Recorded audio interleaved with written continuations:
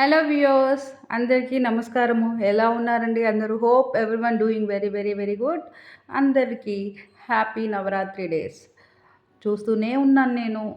ఎక్కడ చూసిన సంబరాలు, ఉత్సవాలు, దసరా నవరాత్రుల దాండియాలు, మొత్తానికి super super super. Once again happy Navratri to everyone. అమ్మ దయ అందరి మీద ఉండాలని మనస్ఫూర్తిగా కోరుకుంటూ మీ అలేఖ్య. ఈ రోజున ఇంద్రకీలాద్రిపై వెలిసినటువంటి దుర్గాదేవి గాయత్రీదేవి రూపంలో అందరికీ దర్శనం ఇస్తున్నారు. అయితే ఈరోజు మనము అమ్మవారిని బ్రహ్మచారిణి మంత్రములతో జపించుకుంటాము. బ్రహ్మచారిణి మంత్రము నేను ఇక్కడ యాడ్ చేశాను. అందరూ తప్పకుండా చదువుకోండి మీ పూజా టైంలో. అలానే నేను కూడా చదివి వినిపిస్తున్నాను, ఒకసారి అందరూ వినండి.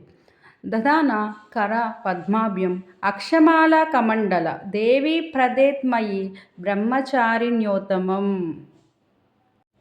ఇది బ్రహ్మచారిణి మంత్రము.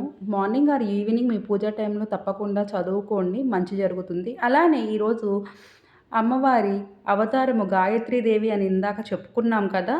గాయత్రీదేవికి ఇష్టమైన రంగు పసుపు, పుష్పములు తామర, నైవేద్యము కొబ్బరి అన్నము మరియు పాయసము, ఏదైనా మన శక్తి కొలది చేసి అమ్మవారికి మనము సమర్పించవచ్చు. అమ్మవారు తారతమ్యాలు ఎప్పుడు చూడరు. ఎంత భక్తిగా పూజ చేశారు అనేదే చూస్తారు. ఏ రంగు చీర కట్టినా, ఏ నైవేద్యము పెట్టినా, ఏ పని చేసినా మంచి సంకల్పముతో, మంచి బుద్ధితో మనము అమ్మవారిని కొలిస్తే అమ్మవారు సంతోషించి మనకు మంచిని కలగచేస్తుంది. కనుక మంచి బుద్ధితో, శ్రద్ధతో, నిష్ఠతో చేసిన 1 నిమిషమైనా లేదా 10 నిమిషాలైనా అమ్మని ధ్యానం చేసుకుంటూ, మంత్రోచ్చారణ చేసుకుంటూ పూజ చేయండి. అమ్మ అంతా మీకు శుభమే కలుగు చేస్తుంది.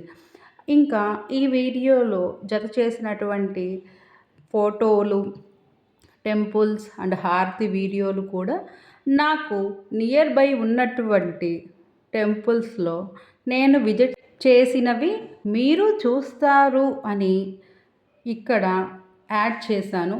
అందరూ తప్పకుండా ముందు నుంచి లాస్ట్ వరకు నా వీడియోని చూడండి. నా వీడియో కనుక మీకు నచ్చినట్లయితే ప్లీజ్ లైక్ చేయండి. ఇన్ఫర్మేషన్ నచ్చినట్లయితే షేర్ చేయండి, వేరే వారికి యూజ్ అవుతుంది. నా ఛానల్ని మొదటిసారి చూస్తున్నట్లయితే ప్లీజ్ సబ్స్క్రైబ్.